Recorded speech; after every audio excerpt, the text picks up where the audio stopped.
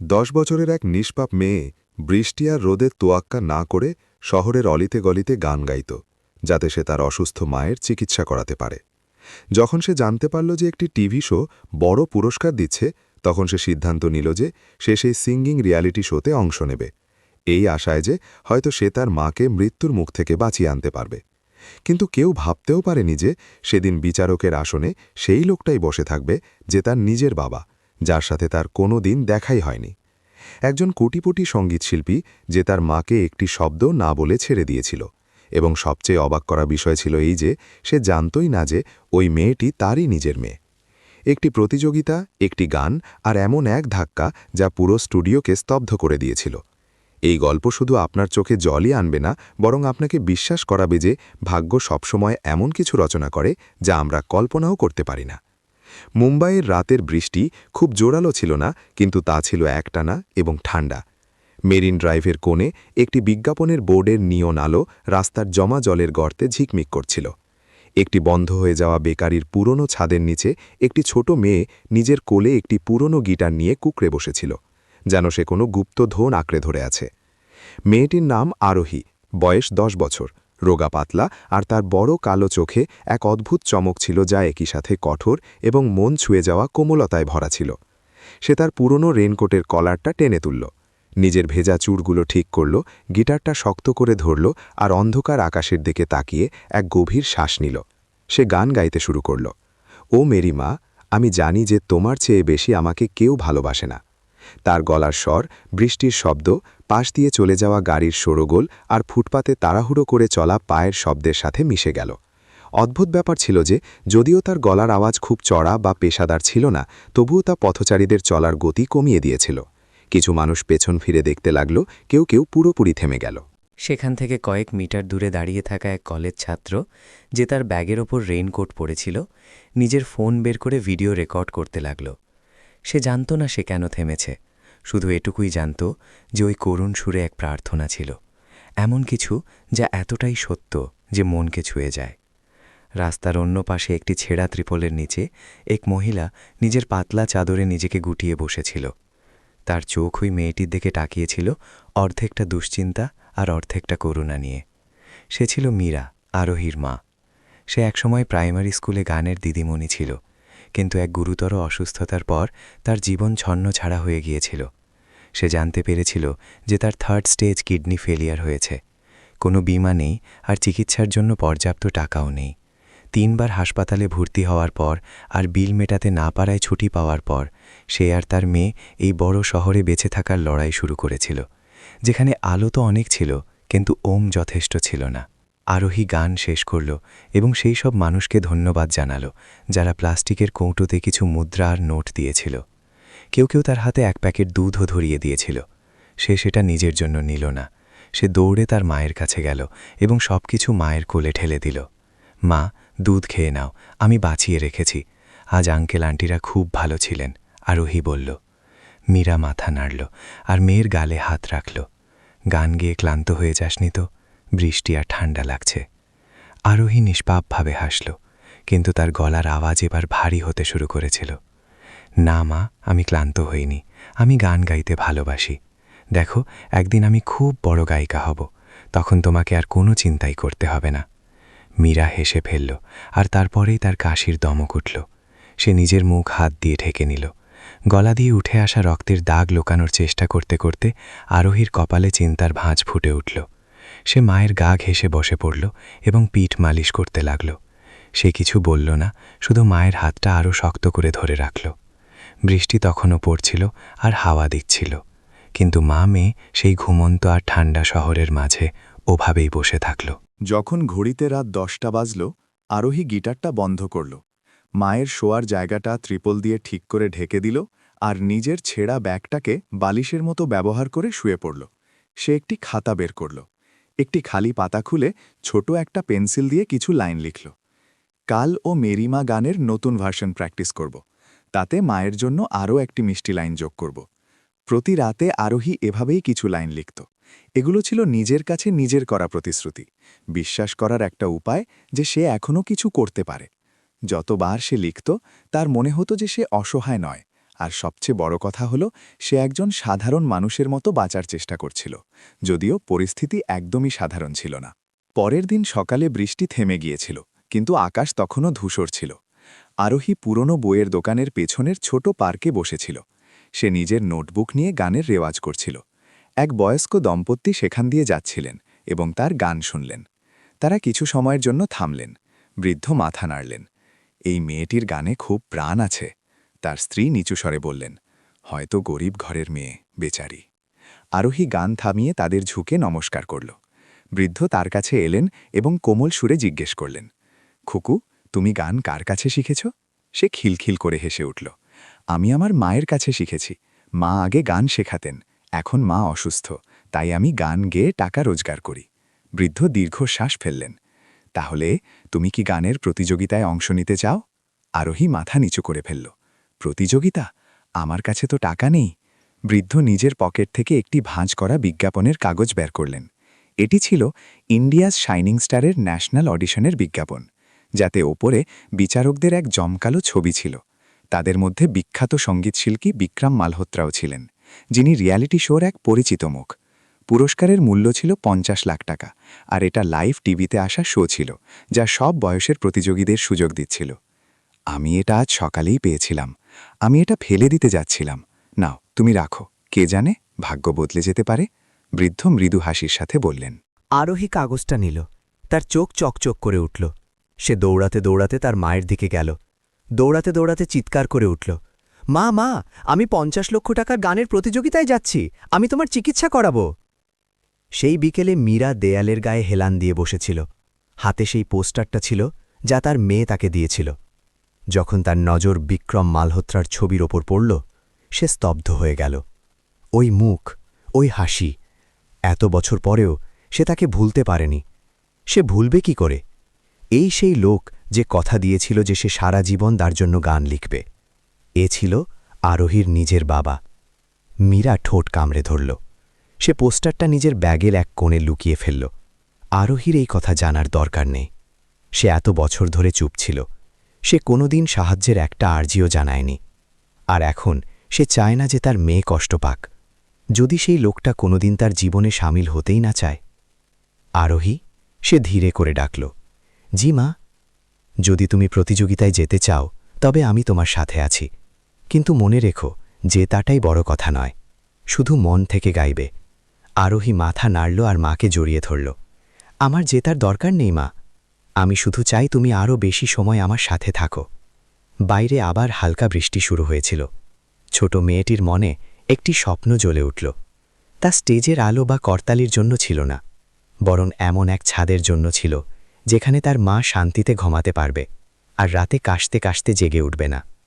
ঠিক সেই সময়ে টিকটক এবং ইনস্টাগ্রামে একটি ভিডিও ক্লিপ আগুনের মতো ছড়িয়ে পড়ছিল। লক্ষ লক্ষ ভিউ, হাজার হাজার কমেন্ট। ক্লিপটির শিরোনাম ছিল খুব সাধারণ, বৃষ্টিতে গাইতে থাকা মেয়েটি শুধু চায় যেন তার মা বেঁচে থাকে। আরোহী তা জানত না, কিন্তু সেই মুহূর্ত থেকেই তার ভাগ্য বদলে গিয়েছিল। আর সেই স্টেজের আলো, যার স্বপ্ন দেখার সাহস সে কোনোদিন করেনি, তা এখন সেই রাস্তার শেষে উজ্জ্বল হয়ে দেখা দিচ্ছিল। মুম্বাইয়ে ডিসেম্বরের মাঝের রোদ হালকা ছিল, কিন্তু ধারাভির বস্তির দিকে যাওয়া সেই সরু গলিটা সবসময়কার মতোই স্যাঁতস্যাঁতে আর অন্ধকার ছিল। নর্দমা আর আবর্জনার গন্ধ বাতাসে ভাসছিল, যা যে কোনো অপরিচিত লোকের দম আটকে দেবে। কিন্তু আরোহীর এতে অভ্যেস হয়ে গিয়েছিল। সে নর্দমার ওপর দিয়ে লাফিয়ে পার হল। তার ছোট ব্যাগটা পিঠে থপাস থপাস শব্দ করছিল, আর দু হাতে সে তার গিটারটা শক্ত করে ধরে রেখেছিল। গলির মুখে পৌঁছতেই সে চিৎকার করে উঠল, মা, মা, দেখো আমি তোমার জন্য কি এনেছি। মায়ের উত্তরের অপেক্ষা না করেই সে সেই ছোট ভাড়ার ঘরে ঢুকে পড়ল, যেখানে কোনো মতে একটা গদি, একটা ছোট গ্যাস স্টোভ আর একটা পুরনো পাখা রাখা যেত। মীরা শুয়েছিল। পিঠ সেই ক্ষয়ে যাওয়া বালিশে ঠেকানো ছিল, আর পেটে ব্যথার কারণে সে পেট চেপে ধরেছিল। মেয়ের গলা শুনে সে কোনো মতে উঠে বসল আর হাসার চেষ্টা করল। এত খুশি কেন রে আমার পুতুল? আরোহী সেই ভাঁজ করা কাগজটা উপরে তুলে ধরল। এই দেখো, কম্পিটিশন ইন্ডিয়াস শাইনিং স্টার, পার্কের সেই ভালো আঙ্কেল আমাকে এটা দিয়েছেন। 50 লাখ টাকার প্রাইজ মা। 50 লাখ টাকায় তো তোমার পুরো ট্রিটমেন্ট হয়ে যাবে, তাই না? মীরা অবাক হয়ে গেল।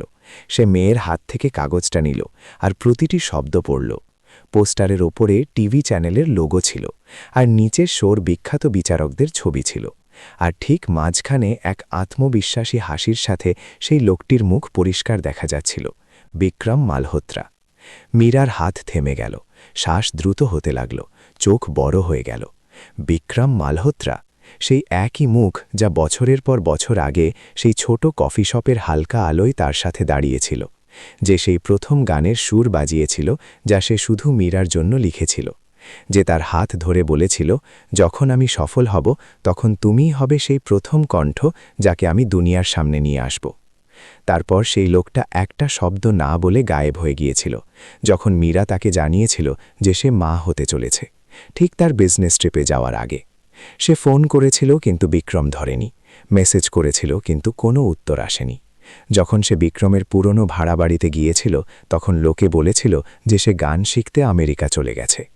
কয়েক বছর পর সে একজন সেন্সেশন হয়ে গেল, টিভিতে ছেয়ে থাকল, কিন্তু সে একবারও পেছন ফিরে দেখেনি। মীরা তার হাতে সেই পোস্টারটা নিল। মাথা ঘোরার মতো অনুভব হল, কিন্তু আরোহী মায়ের মনের ভেতরে চলা এই ঝড়ের কথা বুঝতে পারল না। সে পাখির মতো কিচিরমিচির করছিল, মা দেখেছ, আমি অডিশন দিতে যাব। আমি সেই গানটাই গাইব যেটা তুমি আমাকে শিখিয়েছ। আমার বিশ্বাস ওরা আমাকে বেছে নেবে। আমাদের শুধু দিল্লি যেতে হবে। তুমি আমার সাথে চলবে তো? মীরা কাগজটা নিচে রাখল এবং নিজেকে শান্ত করার জন্য অন্যদিকে ঘুরে গেল। আরোহী মা, তুমি কি ঠিক করে ভেবেছ? এত দূরে যাওয়া, টাকা, আমার শরীর। আমি ভেবে নিয়েছি মা, তোমাকে শুধু আমার সাথে চলতে হবে, বাকি সব আমি সামলে নেব। তুমিই তো বলেছিলে যে গলা হলো ভগবানের উপহার, তাই না? আমি সেই উপহারটাই তোমাকে বাঁচানোর জন্য ব্যবহার করব। মীরা চুপ করে থাকল। সে তাকে আটকাতে চেয়েছিল, কিন্তু সেই বাচ্চার চোখে ঠিক সেই চমকটাই ছিল যা 10 বছর বয়সে মীরার নিজের চোখে থাকত, যখন সে তার প্রথম স্টেজের সামনে দাঁড়িয়েছিল, ইতস্তত বোধ করা, স্বপ্ন দেখা আর আবেগে ভরা। কিন্তু তুমি তো এখনো ছোট, ওরা কি তোমাকে গাইতে দেবে? আরোহী আসল আর পোস্টারের নিচে ছোট ছোট অক্ষরে লেখা লাইনের দিকে আঙুল দিল। সব বয়সের জন্য প্রযোজ্য, অভিজ্ঞতার প্রয়োজন নেই, শুধু গলা বিচার্য। আর যাতায়াতের টাকা? আরোহী ছুটে গিয়ে ঘরের কোণ থেকে একটা প্লাস্টিকের কৌটো বের করে মেঝেতে উপুর করে দিল। দুমড়ানো মোচড়ানো নোট আর কিছু কয়েন টুংটাং করে পড়ল। সব মিলিয়ে 500 টাকাও ছিল না। আমার কাছে এই অল্প কিছু টাকা আছে, আর বাড়ির মালিক আঙ্কেল আমাকে খুব ভালোবাসেন। হয়তো উনি কিছুদিনের ভাড়া পরে নিতে রাজি হয়ে যাবেন। কি জানি, রাস্তায় আমি গান গেয়ে আরও কিছু টাকা কামিয়ে নিতে পারি। মীরা বুঝতে পারছিল না হাসবে না কাঁদবে। তার 10 বছরের মেয়ে কোনো বড় মানুষের মতো কথা বলছিল, নিজেকে বড় দেখানোর চেষ্টা করছিল শুধু সেই মাকে বাঁচানোর জন্য যে এই পৃথিবীর থাপ্পড় খেতে খেতে খুব ক্লান্ত হয়ে গিয়েছিল। সেই রাতে যখন আরোহী গভীর ঘুমে আচ্ছন্ন হল, গিটারটাকে বালিশের মতো আঁকড়ে ধরে মীরার চুপচাপ ঘরের কোণে বসে পোস্টারটা বারবার দেখছিল। তার কাঁপতে থাকা আঙুল বিক্রমের মুখটা স্পর্শ করল, ভালোবাসার কারণে নয়, বরং রাগে। রাগ এই কারণে যে ওই যন্ত্রণার কোনোদিন কোনো নাম ছিল না। রাগ এই কারণে যে তার মেয়ে বড় হয়ে গেল অথচ সে জানেই না তার বাবাকে। সে কসম খেয়েছিল যে সে আরোহীকে কোনোদিন বলবে না, কিন্তু এখন ভাগ্য নিজেই তার মেয়েকে সেই লোকটার কাছাকাছি নিয়ে যাচ্ছিল, একজন জাজ হিসেবে যাকে এড়িয়ে যাওয়া অসম্ভব ছিল। যদি আরোহী সত্যি অডিশন দেয়, যদি সে টিভিতে আসে, যদি ওর ওপর নজর পড়ে, যদি মীরা এক গভীর দীর্ঘশ্বাস ফেলল। কত শত যদি তার মাথায় ঝড়ের মতো উথালপাথাল করছিল, কিন্তু তারপর সে তার ঘুমন্ত মেয়ের দিকে তাকাল। তার শ্যামলা পাতলা মুখটা অদ্ভুতভাবে বিক্রমের মতো দেখতে ছিল। তুমি কি জানো বিক্রম, তুমি কি হারিয়েছ? সে মনে মনে জিজ্ঞেস করল। তুমি কি জানো যে এই মেয়েটি প্রতি রাতে আমাকে ঘুমপাড়ানি গান শুনিয়ে ঘুম পাড়িয়েছে যখন আমি ব্যথায় ঘুমাতে পারতাম না? তুমি কি জানো যে সে নিজে না খেয়ে আমার জন্য ওষুধ কিনেছে? তুমি কি জানো যে সে ঠিক তোমার মতোই গায়? শেষ বাক্যটি তার কান্নায় বদলে গেল। পরের সকালে মীরা জরুরি জিনিসপত্র বাঁধল, কিছু জামাকাপড়, ওষুধ, গিটার আর নুডলসের কয়েকটা প্যাকেট। মামে ঠিক করল পরের কয়েকদিনে বাস বা ট্রেনে করে উত্তর দিকে দিল্লির উদ্দেশ্যে রওনা দেবে, আর ভাবল যে রাস্তায় বাস স্ট্যান্ড বা মোড়ে মোড়ে গান গেয়ে কিছু টাকা রোজগার করে নেবে। সেই ছোট ঘর ছাড়ার আগে আরোহী দৌড়ে বাড়িওয়ালার কাছে গেল এবং তাকে জড়িয়ে ধরল। আঙ্কেল, গত কয়েক মাস আমাদের থাকতে দেওয়ার জন্য শুক্রিয়া।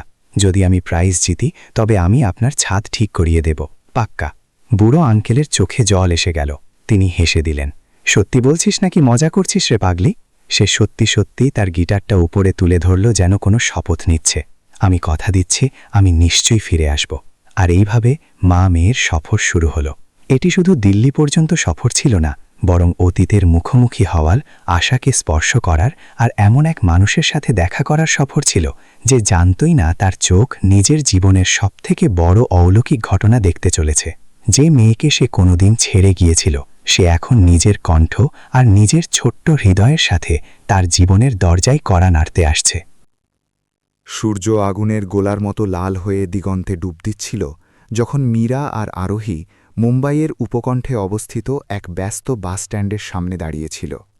আরোহী তার ব্যাগটা বুকে চেপে ধরেছিল, দু হাতে ফিতেগুলো শক্ত করে ধরে তার চোখ আসা যাওয়া বাসের সারিকে দেখছিল। মীরা তার পাশে দাঁড়িয়েছিল, হাতে পুরনো কাপড়ের থলে ছিল, যাতে শুধু কয়েকজোড়া কাপড়, সামান্য কিছু ওষুধ আর গিটারের পুরনো কেস ছিল। সে ফ্যাকাশে নড়ে গিয়েছিল, চোখে ক্লান্তি স্পষ্ট ধরা পড়ছিল, কিন্তু তাও সে মেয়েকে সান্ত্বনা দেওয়ার জন্য হাসার চেষ্টা করল। মা, আমরা যে কোনো বাসে উঠে পড়তে পারি না? আরোহী ফিসফিস করে জিজ্ঞেস করল। তার নজর এখনও বাসগুলোর ওপর আটকে ছিল। এখন না মা, প্রত্যেক বাসের জন্য টিকিট কাটতে হয়, মীরা উত্তর দিল। তার হাত মেয়ের কাঁধের ওপর সামান্য কেঁপে উঠল। আর আমাদের কাছে তো এখন পুরো টাকা নেই, তবে আমরা কি করব? আরোহীর চোখে দুশ্চিন্তা ফুটে উঠল, কিন্তু ভয়ময়। মীরা কোনো উত্তর দেওয়ার আগেই পেছন থেকে এক ট্রাকের হর্ন বাজল। এক লোক, যার মাথায় গামছা বাঁধা ছিল এবং যার মুখ রোদ আর গরমে কালো হয়ে গিয়েছিল, তাদের কাছে এলো। সে মা মেয়েটে দেখল। তার চোখে সামান্য সন্দেহ ছিল, কিন্তু তাও করুণা ছিল। ম্যাডাম, কোথায় যেতে হবে? সে জিজ্ঞেস করল। জি, দিল্লির দিকে, মীরা ইতস্তত বোধ করে উত্তর দিল। ভাইয়া, আপনি কি আমাদের উত্তর দিকে যাওয়ার কোনো জায়গা পর্যন্ত লিফট দিতে পারেন?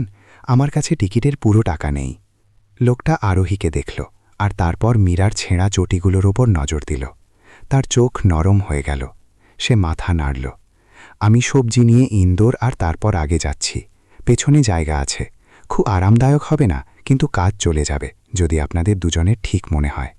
আরোহী খুশিতে লাফিয়ে উঠল, আর মীরা বারবার ধন্যবাদ জানাল। তাদের সফর এক পুরনো সবজি বোঝাই ট্রাকে শুরু হল। কাঠের মেঝের গাড়িটি প্রতিটা গর্তে খুব বাজেভাবে কেঁপে উঠছিল, আর সবজির কড়া গন্ধ আসছিল, কিন্তু আরোহী কোনো অভিযোগ করল না। সে গিটারটাকে জড়িয়ে ধরে শুয়ে থাকল, আর পেছনের লোহার দরজার ফাঁক দিয়ে দেখা আকাশ আর চাঁদের আলো দেখতে লাগল, সাথে সাথে গুনগুন করে গান গাইতে থাকল। প্রথম রাতে মা মেয়ে ঠান্ডা মেঝেতে শুয়ে কাটাল। মীরার মাঝে মাঝেই কাশির দমক উঠছিল, তার শরীর ওষুধের অভাবে পুড়ছিল। আরোহী নিজের রুমাল জলে ভিজিয়ে মায়ের কপালে রাখল। সে কাঁদল না, শুধু মায়ের হাত ধরে থাকল, আর সেই ঘুমপাড়ানি গান গাইল যা মা তাকে শিখিয়েছিল যখন সে 4 বছরের ছিল। পরের দিন যখন তারা একটা শহরে থামল, তখন ড্রাইভার তাদের নামিয়ে গেল, কারণ তাকে এখন ফ্রোজেন মাল তুলতে হবে, আর পেছনে সবারই বসানো সম্ভব নয়। যাওয়ার সময় সেই ভালো মানুষটি আরোহীর হাতে কিছু টাকা ধরিয়ে দিল, যা যথেষ্ট ছিল যাতে তারা পরবর্তী সফরের জন্য এক সস্তা বাসের টিকিট কাটতে পারে। পরের কয়েকদিন আলাদা আলাদা যানবাহনের টুকরো টুকরো করে সফর করতে কাটল। কখনো ট্রাক, কখনো টেম্পো, তো কখনো পায়ে হেঁটেই হাইওয়ের ধার দিয়ে চলতে হলো। কখনো কখনো তারা রাস্তার ধারের ধাবায় রাত কাটাত। আরোহী সেই প্রতিটা জায়গায় গান গাইত যেখানে লোক শোনার মতো থাকত, বাস স্ট্যান্ডে, বাজারের গেটে বা হাওয়া চলাচলের রেস্ট স্টপে। সে যে টাকা পেত তা খুব বেশি ছিল না, কিন্তু একবেলার সাধারণ খাবার, এক প্যাকেট নুডলস যা তারা আধা-আধি ভাগ করে নিত, আর জলের বোতলের জন্য যথেষ্ট ছিল। জয়পুর পৌঁছাতে পৌঁছাতে এক পার্কে গান গাওয়ার সময় কলেজের কিছু ছাত্র তার ভিডিও বানিয়ে নিল। তারা সেটা ফেসবুক আর ইনস্টাগ্রামে পোস্ট করল, আর ক্যাপশন লিখল, রাস্তায় গান গাওয়া মেয়েটি আর তার মায়ের জন্য আশার খোঁজ। এই ভিডিও দেখতে দেখতে ভাইরাল হয়ে গেল, হাজার হাজার শেয়ার আর লাইক। কিছু লোক চিনতে পারল যে এটি সেই মেয়েটি যে মুম্বাইয়ের বৃষ্টিতে গান গাইছিল, আর এইভাবে মায়ের জন্য গান গাওয়া মেয়েটির নাম সোশ্যাল মিডিয়ায় গুঞ্জরিত হতে লাগল। কিন্তু আরোহী কিছু জানতই না, তার কাছে ফোন ছিল না, আর মীরা তাকে ইন্টারনেটের দুনিয়া থেকে দূরে রেখেছিল। তারা শুধু এটুকু জানত যে তাদের ইন্ডিয়াস শাইনিং স্টারের অডিশনের তারিখের আগে দিল্লি পৌঁছাতে হবে। আগ্রা পৌঁছাতে পৌঁছাতে মীরার শরীর খুব খারাপ হয়ে গেল। তাদের দুদিন এক সরকারি হাসপাতালের ওয়েটিং রুমে থাকতে হল, কারণ মীরার খুব জ্বর ছিল। এক তরুণ ডাক্তার দেখলেন যে কিডনির অসুখ আর দুর্বলতার কারণে তার হালকা ব্লাড ইনফেকশন হয়ে গেছে। আরোহী তার মায়ের কাছ থেকে এক মুহূর্তের জন্য সরল না। যখন ডাক্তার জিজ্ঞেস করলেন যে বাড়ির বড় কেউ আছে কিনা, তখন সে ধীরে করে বলল, আমি ওর পরিবার। সেই রাতে আরোহী হাসপাতালের করিডোরে বসে গান গাইছিল। এক নার্স তাকে শুনলেন এবং ভিডিও বানিয়ে নিলেন। এইবার এই ক্লিপটি এক টিভি রিপোর্টারের কাছে পৌঁছে গেল। কাকতালীয়ভাবে সেই রিপোর্টার ইন্ডিয়াস শাইনিং স্টার শোর সাথে যুক্ত ছিলেন এবং তিনি তৎক্ষণাৎ এই গল্পের পেছনে থাকা প্রতিভা আর আবেগকে চিনে নিলেন। পরের দিন সকালে যখন মীরার অবস্থা একটু ভালো হল, তখন শোর মেকারদের তরফ থেকে একটি কল এলো। তারা মা মেয়ের দিল্লি আসা আর সেখানে থাকার খরচ বহন করার প্রস্তাব দিল। মীরা স্তব্ধ হয়ে গেল। সে জিজ্ঞেস করল, আপনারা আমাদের ব্যাপারে কি করে জানলেন? ফোনে সেই ব্যক্তি হাসলেন। আপনার আর আপনার মেয়ের গল্প ইন্টারনেটে লোকেদের কাঁদাচ্ছে। আমাদের বিশ্বাস যে এটি এমন এক ট্যালেন্ট যাকে সুযোগ দেওয়া উচিত। মীরা তখনও ইতস্তত করছিল, সাহায্য নেওয়ার লজ্জায় নয়, বরং ভয়ে। সে ভয় পাচ্ছিল যে আরোহী সত্যিটা জেনে যাবে, যে সে সেই লোকটার সামনে গিয়ে দাঁড়াবে আর সে জানবেও না যে তাদের ধমনীতে একই রক্ত বইছে। কিন্তু সেদিন আরোহীর চোখে যে আশা ছিল তা দেখে মীরা মানা করতে পারল না। আমাকে দিল্লি যেতে হবে মা, আরোহী বলল। পুরস্কারের জন্য নয়, বরং আমি কথা দিয়েছি। আর এইভাবে প্রোডাকশন টিমের পাঠানো এক ট্যাক্সিতে তারা বসন্তের এক ফুরফুরে সন্ধ্যায় দিল্লি পৌঁছাল। ট্যাক্সির জানালা দিয়ে আরোহী ভিড়ভাট্টা, পুরনো ইমারত আর চওড়া রাস্তা দেখল। দিল্লিকে এক সত্যি হওয়া স্বপ্নের মতো মনে হচ্ছিল, অচেনা হলেও নিজের মনে হচ্ছিল। শোর পক্ষ থেকে বুক করা এক ছোট হোটেলে মীরা চুপচাপ বসে নিজের মেয়েকে অডিশনের জন্য তৈরি হতে দেখছিল। এক সাধারণ সাদা ফ্রক, ক্যানভাসের নতুন জুতো আর সেই পুরনো কাঠের গিটার, এই সব কালকের রেকর্ডিংয়ের জন্য ছিল। যখন আরোহী আয়নার সামনে দাঁড়িয়ে গানের কলি রেওয়াজ করছিল, মীরা হঠাৎ তার হাত ধরল। যদি তুমি ওখানে এমন কোনো জাজ পাও যে দেখতে অনেকটা আমার মতো, বা তবে কি তোমার অদ্ভুত লাগবে? চমকে গেল। তোমার মতো কেন মা? মীরা মাথা নাড়ল আর ভিজে চোখে হাসল। কিছু না, হয়তো আমি বেশি ভাবছি। আমি শুধু বলতে চেয়েছিলাম যে যাই হয়ে যাক না কেন, তুমি ঠিক তেমনই গাইবে যেমন তুমি সবসময় গাও, মনে আছে তো? এই জন্য গাইবে কারণ তুমি আমাকে ভালোবাসো, টাকা বা জাজের জন্য নয়। আরোহী মাথা নাড়ল আর তারপর নিষ্পাপভাবে মাকে দেখল। মা, আমার বাবা যদি বেঁচে থাকতেন তবে কি তিনি আমার ওপর গর্ব করতেন? মীরার বুক কেঁপে উঠল। সে কোনো উত্তর দিল না, শুধু মেয়েকে জড়িয়ে ধরল আর তার কপালে চুমু খেল। হ্যাঁ মা, যদি দুনিয়ায় কেউ তোমার ওপর সবথেকে বেশি গর্ব করতেন তবে তিনি তোমার পাপাই হতেন। আরোহী হাসল। সে বুঝতে পারল না মা কাঁদছে। সে এটাও জানত না যে কাল যখন স্টেজের আলো জ্বলবে, যখন সে মন প্রাণ দিয়ে গাইবে, তখন বিচারকদের প্যানেলে বসা এক লোক এটা জেনে স্তব্ধ হয়ে যাবে, যার জন্য সে তৈরি ছিল না। সেই আওয়াজ, সেই চোখ এক পুরনো ভালোবাসার স্মৃতি ছিল যা কোনোদিন শেষ হয়নি। দিল্লিতে সেদিন হালকা ঠান্ডা ছিল, আকাশে মেঘ ছিল, কিন্তু টিভি স্টুডিওর ব্যাকস্টেজের পরিবেশ গরম আর উৎসাহে ভরা ছিল।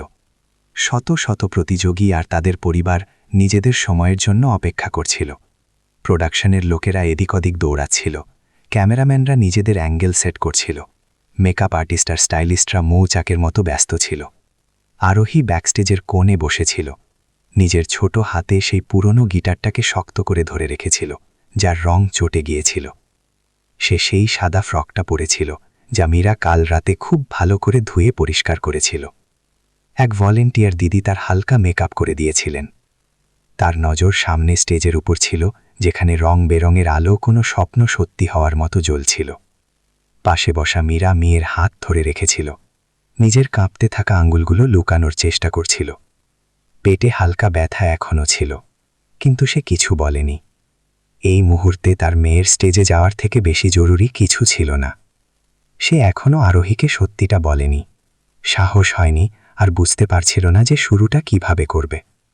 জাজদের ঘর বন্ধ ছিল, কিন্তু আরোহী জানত যে তার ওপাশে 3 জন শক্তিশালী মানুষ বসে আছেন, যারা শত শত ভাগ্যের ফয়সালা করছেন। তাদের মধ্যে একজন তিনি ছিলেন যার উল্লেখ মা অনেকবার নিজের নজর দিয়ে করেছিলেন, কিন্তু কোনোদিন নাম নেননি। সেই লোক যার মুখোমুখি সে শীঘ্রই হতে চলেছিল, এটা না জেনেই যে তিনি তার বাবা। বিক্রম মালহোত্রা মাঝখানের চেয়ারে বসেছিলেন। তার একপাশে এক বিখ্যাত গায়িকা আর অন্য পাশে এক ফিল্ম ডিরেক্টর ছিলেন। বিক্রম গাঢ় রঙের স্যুট পরেছিলেন, চুল পরিপাটি করে সাজানো ছিল। তার নজরে এক তীক্ষ্ণতা ছিল, কিন্তু সাথে ক্লান্তিও ছিল। আজ সকালেই তার অ্যাসিস্ট্যান্ট তাকে একটি ভিডিও দেখিয়েছিলেন। হাসপাতালের করিডোরে গান গাওয়া এক বাচ্চা, যার গলার আওয়াজ এতটাই পরিষ্কার আর যন্ত্রণায় ভরা ছিল যে তাকে সেই ভিডিওটা ৩ বার দেখতে হয়েছিল। তার চোখ, তার দেখার ধরন, সুর ধরার কায়দা, বিক্রমের মনে হয়েছিল যেন কিছু খুব চেনা চেনা, খুব অদ্ভুত। সে ব্যাকগ্রাউন্ড সম্পর্কে জিজ্ঞেস করলে অ্যাসিস্ট্যান্ট জানিয়েছিলেন যে মেয়েটি মুম্বাইয়ের, মা খুব অসুস্থ আর চিকিৎসার টাকা জোগাড় করার জন্য এসেছে। আরও একটি ইমোশনাল ড্রামা, বিক্রম ভেবেছিল, কিন্তু গলার আওয়াজকে এড়িয়ে যাওয়া যাচ্ছিল না। যখন দরজা খুলল আর আরোহীর নাম ডাকা হলো, সে মায়ের হাত শক্ত করে চেপে ধরল আর তারপর ছেড়ে দিয়ে ছোট ছোট পায়ে স্টেজের দিকে এগিয়ে গেল। তেজ আলোর নিচে এসে সেই বিশাল ফাঁকা জায়গায় খুব ছোট লাগছিল। হার্টবিট কানে বাজছিল। সে দর্শক আর জাজদের ঝুঁকে নমস্কার করল আর তারপর স্টেজের মাঝে রাখা কাঠের উঁচু চেয়ারে ধীরে করে বসে পড়ল। গিটার নিজের কোলে রাখল। বিক্রম চোখের পাতা ঝাপটালেন। তিনি শ্বাস আটকে সেই মেয়েটিকে দেখলেন। কিছু তো খুব অদ্ভুত ছিল, খুব আলাদা। আরোহী এক গভীর শ্বাস নিল আর মায়ের উপর ভিত্তি করে তৈরি সেই গানের প্রথম সুর বাজাতে শুরু করল। এটি কোনো ফিল্মি কান্নাকাটির গান ছিল না, বরং এক আধ্যাত্মিক আর সারল্যে ভরা সংস্করণ ছিল, যা মনে করিয়ে দেওয়ার জন্য যথেষ্ট ছিল, মন ছোঁয়ার জন্য যথেষ্ট ছিল। তার কণ্ঠস্বর ধ্বনিত হল, কাঁচা কিন্তু আবেগে ভরপুর। প্রতিটা শব্দ যেন তার ছোট হৃদয় থেকে বেরোনো এক প্রার্থনা ছিল, সেই মানুষটির জন্য যাকে সে বাঁচাতে চেয়েছিল। যেমন সে অন্তরা গাইল, বিক্রমের মনে হলো যেন কেউ তাকে টেনে অতীতে নিয়ে গেছে। এটি সেই একই সুর ছিল, সেই একই আলাপ যা সে 10 বছর আগে এক বৃষ্টির রাতে শুনেছিল, সেই রাত যখন মীরা কফি শপে শোর পর তার জন্য এই গান গুনগুন করে গেয়েছিল। সেই চোখ যা চোখের জলে ভরে থাকলেও চকচক করছিল, তা মীরার ছিল। গিটার বাজানোর কায়দা, লাইনের শুরুটা ধীর করে মাঝখানে জোর দেওয়া, এই সব সেই মেয়েটির হুবহু নকল ছিল, যাকে সে কোনোদিন ভালোবেসেছিল। এক শিহরণ বিক্রমের মেরুদণ্ডে বয়ে গেল। সে তাড়াতাড়ি নিজের সামনে রাখা ফাইল খুলল। নাম আরোহী, বয়স 10 বছর, শহর মুম্বাই, মা মীরা শর্মা। মীরা! বিক্রমের বুক ধড়াস করে উঠল।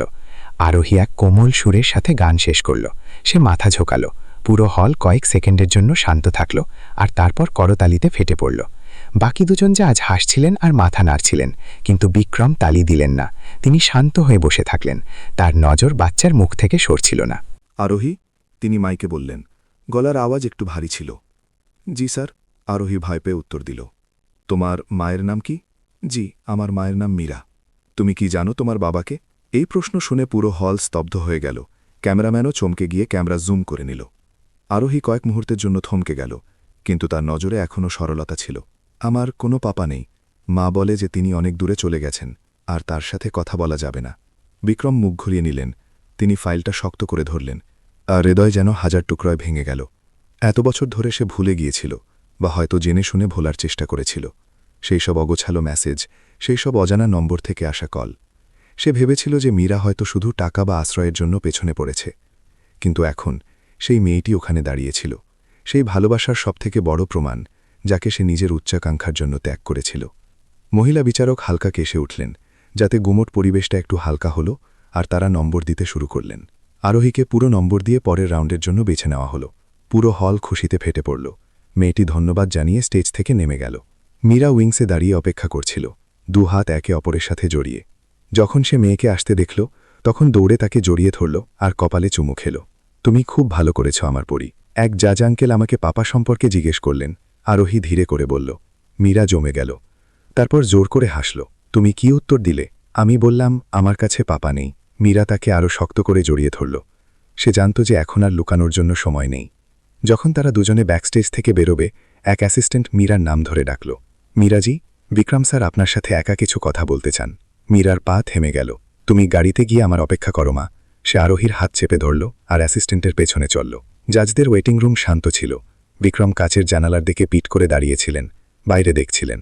যখন মীরা ভেতরে এলো, সে তৎক্ষণাৎ ফিরল না। বেশ কিছুক্ষণ পর তার গলার আওয়াজ পাওয়া গেল, ভারী আর ভাঙা।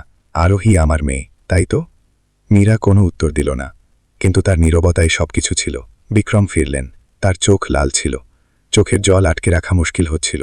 তুমি 10 বছর ধরে আমাকে কেন বললে না? মীরা সোজা তার চোখের দিকে তাকালো। তার গলার আওয়াজ শান্ত ছিল, কিন্তু তাতে এক পুরনো যন্ত্রণা ছিল। তোমার মনে হয় আমি চেষ্টা করিনি? তুমি জানো আমি কতবার কল করেছি, কত চিঠি লিখেছি? তুমি হাওয়া হয়ে গেলে, তুমি স্টার হয়ে গেলে, তুমি তোমার নম্বর বদলে নিলে, তোমার দুনিয়া বদলে নিলে। আর আমার কাছে শুধু এক বাচ্চা পড়েছিল, আর এক নীরব প্রতিশ্রুতি। বিক্রম চেয়ারে বসে পড়লেন, 2 হাতে মুখ ঢেকে নিলেন। আমি ভুল ছিলাম, আমি জানতাম না। আরোহীর কোনো নামই বাবার দরকার নেই, মীরা বলল। ওই বাচ্চার এমন এক মানুষের দরকার যে তাকে ভালোবাসতে পারবে। আর যদি তুমি এখন বাবা হওয়ার কথা ভাবছ, তবে ওর কাছে নিজের স্টারের সেই জেল্লা নিয়ে এসেও না, এক হৃদয় নিয়ে যেও। এই বলে মীরা ঘুরে বাইরে বেরিয়ে গেল। দরজা ধীরে করে বন্ধ হল। কিন্তু তাদের দুজনের ভেতরে আরও এক দরজা খুলে গিয়েছিল। সেই সব কথার দরজা যা কোনোদিন বলা হয়নি, যাদের কোনোদিন ক্ষমা করা হয়নি, কিন্তু যা হয়তো ঠিক হতে পারত যদি কেউ সেখান থেকে শুরু করে যেখানে সে সব কিছু হারিয়েছিল। অডিশনের পর হোটেল ফেরার সময় মীরা পুরো রাস্তা চুপ করে থাকল। দিল্লির রাস্তার হলুদ আলো ট্যাক্সির জানালা দিয়ে আসছিল, যাতে তার মুখটা ঝাপসা দেখা যাচ্ছিল। আরোহী পাশে বসেছিল, গিটারটা জড়িয়ে ধরে মাথা মায়ের কাঁধে ঠেকিয়ে।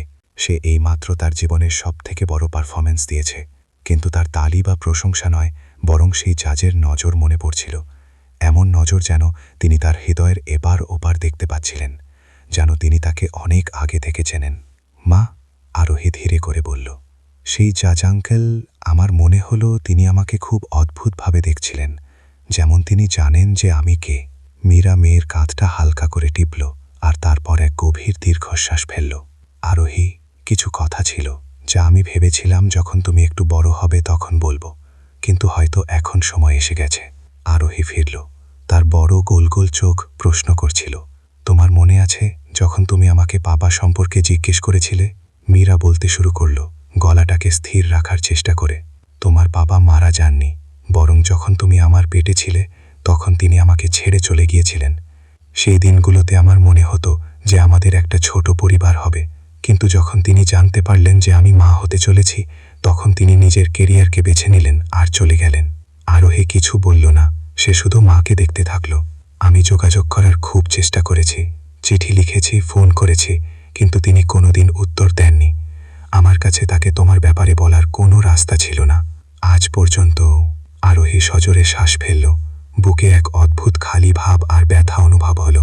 সে ঠোঁট কামড়ালো, মাথা ঝোঁকালো, আর গিটারটাকে এমনভাবে ধরল যেন সেটাই তার একমাত্র সাহারা। সেই জাজ আঙ্কেল, তিনিই কি আমার বাবা? সে রুদ্ধ কণ্ঠে জিজ্ঞেস করল। মীরা মাথা নাড়ল, তার চোখে জল এসে গেল। আরোহী কাঁদল না, সে শুধু স্তব্ধ হয়ে গেল। কিছুক্ষণ পর সে খুব ধীরে করে বলল, আপনি আমাকে আগে কেন বলেননি? আমি তোমাকে সেই যন্ত্রণা থেকে বাঁচাতে চেয়েছিলাম। আমার ভয় ছিল যে তুমি আশা করবে আর তারপর ভেঙে যাবে। আর আমার এটাও ভয় ছিল যে পাছে তিনি তোমাকে মেনে নিতে অস্বীকার করেন, যেমন তিনি আমাকে অস্বীকার করেছিলেন। আরোহী মাথা তুলল। তার চোখ লাল ছিল, কিন্তু জেদ ছিল অটল। আমার নামই পাপা চাই না। আমি শুধু এটা জানতে চাই যে তিনি কোনোদিন আমাকে খুঁজলেন না কেন। মীরা তাকে জড়িয়ে ধরল, তার গালেই চোখের জল গড়িয়ে পড়ল। হয়তো এখন তিনি জেনে গেছেন যে তুমি দুনিয়ায় আছো। অন্ধকার স্টুডিওর বাইরে তখন দিল্লির রাত আরও গভীর হচ্ছিল, কিন্তু আরোহীর জীবনের সেই নতুন ভোরের আলো যেন তার গলার সুরে লুকিয়েছিল। ভাগ্য অবশেষে সেই সুর মেলাতে শুরু করেছিল, যা 10 বছর আগে থমকে গিয়েছিল। আমার সাথেই থেকো আমার জান। ভবিষ্যতে যাই হোক না কেন, সবসময় মনে রেখো যে তুমি আমার জীবনের সবচেয়ে সুন্দর জিনিস। তোমার বাবার অভাব ছাড়াই আমি তোমাকে আমার পুরো ভালোবাসা আর সাহস দিয়ে বড় করেছি। আরোহী মাথা নাড়ল আর মাকে শক্ত করে জড়িয়ে ধরল, তাদের হৃৎস্পন্দন অনুভব করতে করতে। ওর মনে হলো ও যেন আবার সেই ছোট্ট খুকুটি হয়ে গেছে, কিন্তু সাথে সাথেই ওর মনের এক ভাঙা টুকরো নিজের জায়গা খুঁজে পাচ্ছিল। পরের দিন সকালে যখন মীলা আর আরোহী প্রাতরাশ করার জন্য হোটেল থেকে বেরোচ্ছিল, তখন একটি কালো লাক্সারি গাড়ি তাদের সামনে এসে থামল। গতদিনে সেই অ্যাসিস্ট্যান্ট বাইরে বেরিয়ে এলো আর খুব আদবের সাথে মাথা নোয়ালো। নমস্তে মীরাজি, বিক্রম স্যার আপনাদের দুজনকে ওনার নিজস্ব স্টুডিওতে দেখা করতে চেয়েছেন, যদি আপনাদের আপত্তি না থাকে তো। মীরা ইতস্তত করছিল, কিন্তু আরোহী মায়ের হাত শক্ত করে ধরল। মা, আমি শুনতে চাই উনি কি বলতে চান। মীরা ধীরে করে মাথা নাড়ল। ঠিক আছে, কিন্তু আমি শুধু আমার মেয়ের খাতিরে যাচ্ছি। স্টুডিও যাওয়ার পথে কেউ কোনো কথা বলল না। আরোহী গাড়ির জানলা দিয়ে বাইরের দিল্লির রাস্তাগুলো দেখছিল। ওর মন অনেক প্রশ্নে ভরা ছিল। ও নিজের বাবার ব্যাপারে অনেকবার কল্পনা করেছিল, ভিড়ের মধ্যে কোনো এক অচেনা মুখ, কোনো ডাক্তার, কোনো সঙ্গীত শিল্পী, বা হয়তো লটারি বিক্রেতা, কোনো সাধারণ মানুষ যে দূর থেকে ওর ওপর নজর রাখে। কিন্তু ও কোনোদিন স্বপ্নেও ভাবেনি যে ওর বাবা সেই লোকটাই হবেন যিনি বিচারকের আসনে বসে উজ্জ্বল আলোর নিচে ওর ভাগ্যের ফয়সালা করছিলেন। স্টুডিওটি শহরের ভিড়ভাট্টা থেকে দূরে এক শান্ত এলাকায় এক সুন্দর বাংলোর ভেতরে ছিল। ভেতরের ঘরটা বড় ছিল, কাঠের দেয়াল আর দামি আসবাব দিয়ে সাজানো। বিক্রম সেখানে আগে থেকেই অপেক্ষা করছিলেন। যেই দরজা খুলল আর মীরা নিজের মেয়ের সাথে ভেতরে এলো, উনি দাঁড়িয়ে পড়লেন। 9 বছর পর প্রথমবার ওনার নজর নিজের মেয়ের নজরের সাথে মিলল। আরোহী ধীরে ধীরে ওনার দিকে এগিয়ে গেল আর তারপর থেমে গেল। ও অনেকক্ষণ ধরে ওনাকে দেখতে থাকল। আপনি কি আগে থেকেই জানতেন যে আমি আপনার মেয়ে? আরোহী জিজ্ঞেস করল। বিক্রম স্তব্ধ হয়ে গেলেন। না, আমি একদমই জানতাম না। যদি আমি জানতাম তবে তোমাকে এত বছর বাবা ছাড়া থাকতে দিতাম না। আরোহী মাথা তুলল। ওর ঠোঁট শক্ত হয়ে এলো। মা বলল যে উনি আপনার সাথে যোগাযোগ করার অনেক চেষ্টা করেছিলেন, কিন্তু আপনি কোনোদিন উত্তর দেননি। এটা আমার বোকামি ছিল, বিক্রম বললেন। ওনার গলার স্বর ভারী হয়ে এসেছিল। আমি না আমার খ্যাতির পেছনে ছুটছিলাম, নিজের দায়িত্ব থেকে পালিয়ে বেড়াচ্ছিলাম। আমার মনে হয়েছিল আমার কাছে অনেক সময় আছে, কিন্তু আমি বুঝতেই পারিনি যে আমি আমার জীবনের সবচেয়ে দামি বছরগুলো হারিয়ে ফেলেছি। আরোহী মাথা নিচু করে নিল। ওর গলা কাঁপছিল। আমি জানি না আমার রাগ করা উচিত নাকি খুশি হওয়া, কিন্তু আমি আপনাকে একটা কথা জিজ্ঞেস করতে চাই। এখন থেকে কি আপনি আমার পাপা হতে চলেছেন, নাকি আমি আপনার কাছে স্রেফ এক গল্পওয়ালা প্রতিযোগী? বিক্রম থমকে গেলেন। সেই ছোট্ট খুকুর গলার স্বরে লুকিয়ে থাকা যন্ত্রণা ওনার বুক চিরে দিল। না মা, আমার কোনো স্টেজ চাই না, কোনো শো চাই না। আমি শুধু তোমার বাবা হতে চাই, যদি তুমি আমাকে সুযোগ দাও। আরোহী মীরার দিকে তাকাল। মীরা চোখের পাতা নামিয়ে সম্মতি দিল। মেয়েটি এগিয়ে গেল আর সেই লোকটাকে শক্ত করে জড়িয়ে ধরল, যাকে ও প্রথমবার পাপা বলে ডাকল। বিক্রম নিজের মেয়েকে 2 হাতে জড়িয়ে ধরলেন। ওনার 2 গাল বেয়ে চোখের জল গড়িয়ে পড়ল। কিছুদিন পরেই আরোহীর অডিশনের ভিডিও টিভিতে প্রচারিত হল, আর সোশ্যাল মিডিয়ায় দাবানলের মতো ছড়িয়ে পড়ল। নিজের অসুস্থ মাকে বাঁচানোর জন্য গান গাইতে থাকা এক বাচ্চা আর শোর বিচারকই তার বাবা বেরিয়ে আসা, এই খবর প্রতিটা খবরের কাগজ, নিউজ চ্যানেল আর ওয়েবসাইটের শিরোনাম হয়ে গেল। মানুষ আরোহীর ট্যালেন্টের প্রশংসা করছিল, মীরার সাহসকে কুর্নিশ জানাচ্ছিল, আর বিক্রমকে ওনার পুরনো দায়িত্বজ্ঞানহীনতার জন্য ধিক্কার দিচ্ছিল। কিন্তু সেই ছোট হোটেল রুমে থাকা ওই 3 জনের কাছে দুনিয়া কি বলছে তা কোনো গুরুত্ব রাখত না। তাদের কাছে শুধু এটাই গুরুত্বপূর্ণ ছিল যে তারা একে অপরকে খুঁজে পেয়েছেন। আরোহী পরবর্তী রাউন্ডে পৌঁছে গেল, কিন্তু এইবার ও পুরস্কারের জন্য গাইছিল না। ও নিজের মা, নিজের বাবা আর নিজেকে সারিয়ে তোলার জন্য গাইছিল। মীরার একটি বড় প্রাইভেট হাসপাতালে চিকিৎসা শুরু হয়ে গেল, যার পুরো খরচ বিক্রম চুপচাপ বহন করলেন। মীরা এখনও ওনাকে পুরোপুরি ক্ষমা করেনি, কিন্তু ওর মনের বোঝা কিছুটা হালকা হয়ে গিয়েছিল।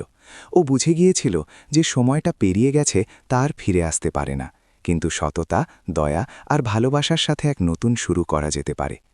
সেই রাতে শোয়ার আগে আরোহী মাকে ফিসফিস করে বলল, মা, কাল আমি কাশিয়ানি উজগি গানটা গাইব। আমার মনে হয় এটা আমাদের মতোই। মীরা মেয়ের চুলে হাত বুলিয়ে দিল আর হাসল। হ্যাঁ, কারণ আমিও কোনোদিন এমনই এক পরিবারের কামনা করেছিলাম, আর হয়তো সেই দোয়া এখন সত্যি হচ্ছিল।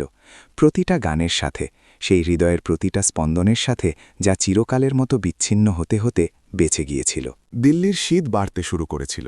ঠান্ডা শুধু বাতাসে ছিল না, বরং সেই নজর আর কথার মধ্যেও ছিল, যা আরোহী আর ওর বাবার চারপাশে ঘুরপাক খাচ্ছিল। মিডিয়া অনবরত তাদের ব্যাপারে কথা বলছিল। যেখানে ভালোবাসার মানুষ ছিল, সেখানে সন্দেহ করার মানুষেরও অভাব ছিল না।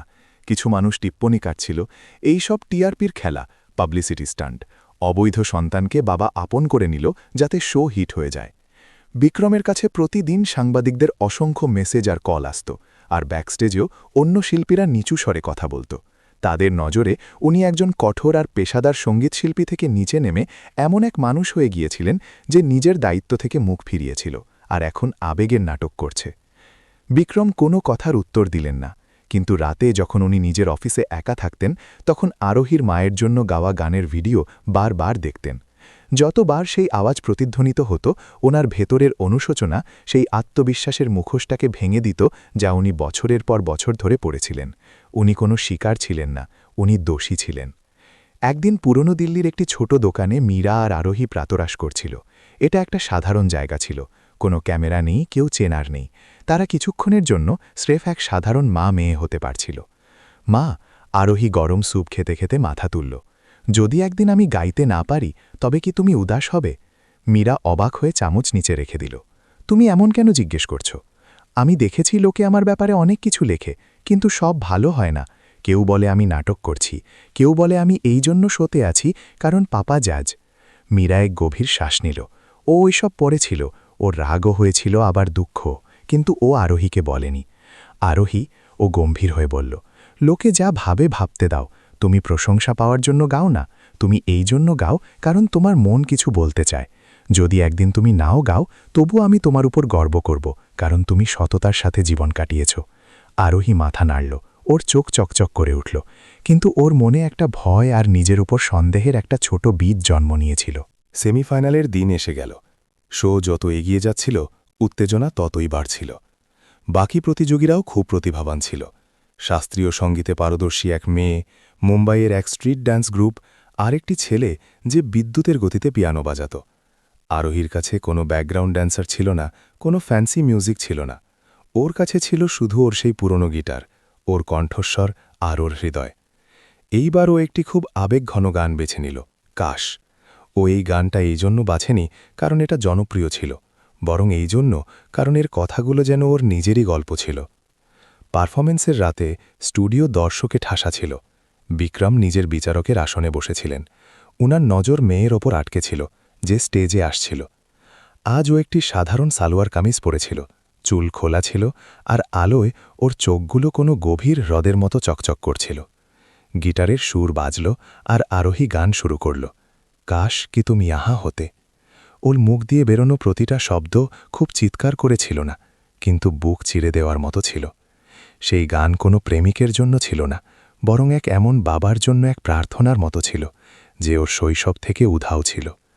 কাশ ছোটবেলায় কেউ আমাকে স্কুলে ছাড়তে আসত, কাশ রাতে কেউ আমাকে গল্প শোনাত, কাশ মাকে একাকী অসুখের সাথে লড়াই করতে হতো না। যখন ও অন্তরার অংশে পৌঁছল, ওর কণ্ঠস্বর উঁচুতে উঠল আর যন্ত্রণায় ভরে গেল। দর্শকদের মধ্যে বসা মীরার চোখ দিয়ে জল গড়িয়ে পড়ল। ওর চারপাশে বসে থাকা অচেনা লোকেরাও নিজেদের চোখ মুছছিল। এখন আর কারো মনে কোনো সন্দেহ ছিল না। তারা দেখছিলেন যে এক সত্যিকারের আত্মা নিজের যন্ত্রণা প্রকাশ করছে। কোনো ভরং নেই, কোনো স্ক্রিপ্ট নেই। গান শেষ হল, পুরো হল করতালিতে ফেটে পড়ল। আরোহী কাঁপতে কাঁপতে দাঁড়িয়েছিল, ভয় থেকে নয়, বরং এই জন্য যে ও আজ ওর মনের একটা অনেক বড় বোঝা নামিয়ে দিয়েছে। বিক্রম নিজের জায়গা থেকে উঠে দাঁড়ালেন। প্রথমবার উনি কোনো টেকনিক্যাল মন্তব্য করলেন না, উনি শুধু এটুকুই বললেন, শুক্রিয়া মা, আমি তোমার ওপর গর্বিত। আরোহী ওপরের দিকে তাকালো, ঠোঁট কাঁপছিল আর ওর চোখ দিয়ে জল গড়িয়ে পড়ল। সেই মুহূর্তে টিভি স্ক্রিনের সামনে বসে থাকা লক্ষ লক্ষ দর্শকও কেঁদে ফেলেছিল, কোনো পারফেক্ট পারফরম্যান্সের জন্য নয়, বরং সেই সত্যের জন্য যা সবার শ্বাস আটকে দিয়েছিল। সেই রাতে সোশ্যাল মিডিয়া প্রশংসায় ভরে গেল। বড় বড় খবরের কাগজ প্রথম পাতায় আরোহীর ছবি ছাপল। কিন্তু প্রশংসার মাঝে কিছু তিতকুটে মন্তব্য এখনও ছিল। জানাই ছিল বাবা, জজ তো মেয়েই জিতবে, কি অ্যাক্টিং রে, সব ফিক্সড।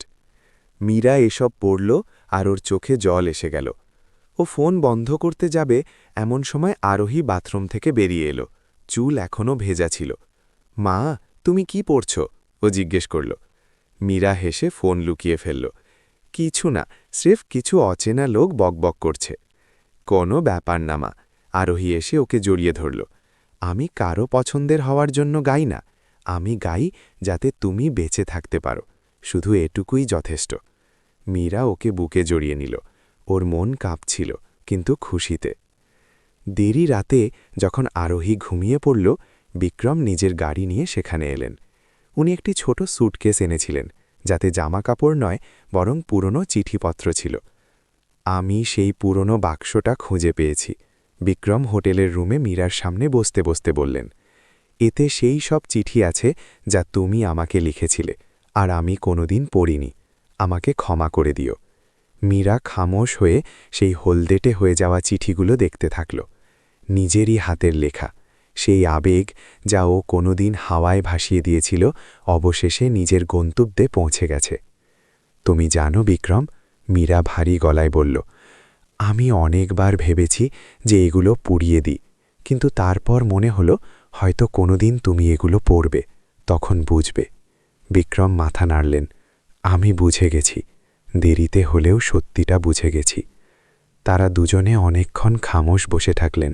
বাইরে শহর জেগে উঠছিল, কিন্তু সেই ঘরের ভেতরে এক শান্তি ছিল, যেন কোনো নদী বছরের পর বছরের নীরবতাকে ধুয়ে দিচ্ছে, যেন দুটো মন ক্ষমা চাওয়া আর ক্ষমা করা শিখছে।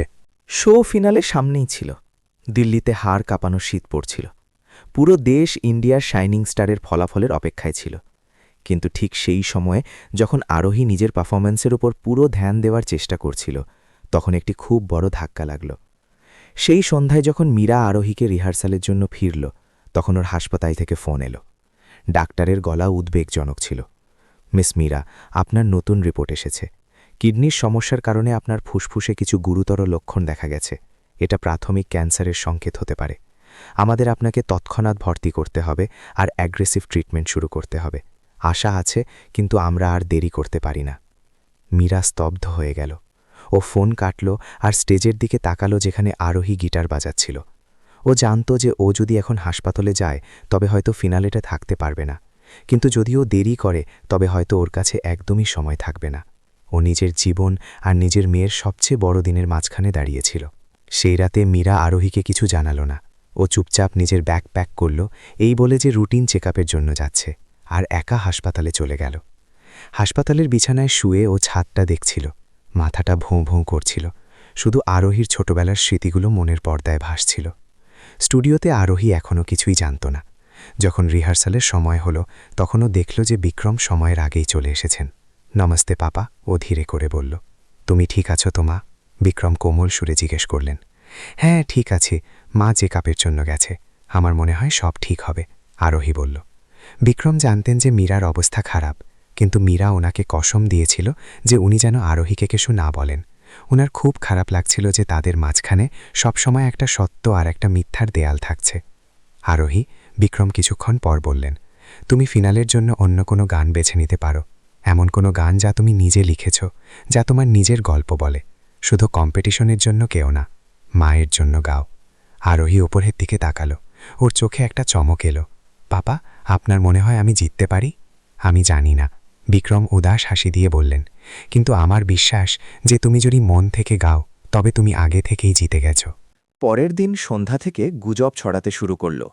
খবর এলো যে ফাইনালিস্ট আরোহী হয়তো শো ছেড়ে দেবে, কারণ ওর মা হাসপাতালে ভর্তি। সোশ্যাল মিডিয়ায় এক মহিলার ছবি ভাইরাল হলো, যাকে স্ট্রেচারে করে নিয়ে যাওয়া হচ্ছে। মুখ ঢাকা ছিল, কিন্তু ছেঁড়া জ্যাকেট দেখে লোকে চিনে নিল যে ওটি আরোহীর মা। প্রোডাকশন টিম মীরাকে জিজ্ঞেস করল যে তাদের কি কোনো ব্যাকআপ প্ল্যান বানানো উচিত, কিন্তু মীরা পরিষ্কার বলে দিল, আমার মেয়ে হার মানবে না। আরোহী এই খবর নিউজ থেকে আর তারপর বিক্রমের কাছ থেকে পেল। প্রথমে ওর রাগ হলো। ও মাকে দোষ দিল যে মা ওর কাছ থেকে কথা কেন লুকালো। ও রিহার্সাল রুমে কেঁদে ফেলল, গিটার আছাড় দিল। মা আমাকে কেন বলল না? ও চিৎকার করে উঠল, আমি ওনার জন্য গাইছি, যদি উনিই ওখানে না থাকেন তবে আমার গানের কি মানে? বিক্রম ওকে জড়িয়ে ধরলেন। কোনো কথা সেই যন্ত্রণা কমাতে পারত না। কিন্তু তারপর আরোহী চোখের জল মুছে দাঁড়ালো আর সরাসরি ওর বাবার চোখের দিকে তাকালো।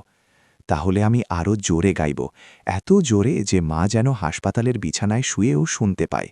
আমি এমনভাবে গাইব যেন উনি সামনের সিটেই বসে আছেন। গ্র্যান্ড ফিনালের রাত। দিল্লির শ্রীফোর্ট অডিটোরিয়ামের বাইরে হালকা বৃষ্টি হচ্ছিল, যাতে রাস্তা পিচ্ছিল হয়ে গিয়েছিল। দর্শকরা ছাতা নিয়ে লম্বা লাইনে নিজেদের সময়ের অপেক্ষায় ছিল। বাতাসে উত্তেজনা কোনো টান টান দড়ির মতো ছিল। সবার নজর শেষ প্রতিযোগীদের ওপর আটকে ছিল, কিন্তু সবচেয়ে বেশি চর্চা আরোহীর নামে হচ্ছিল। আরোহী শোর শেষে স্টেজে এলো।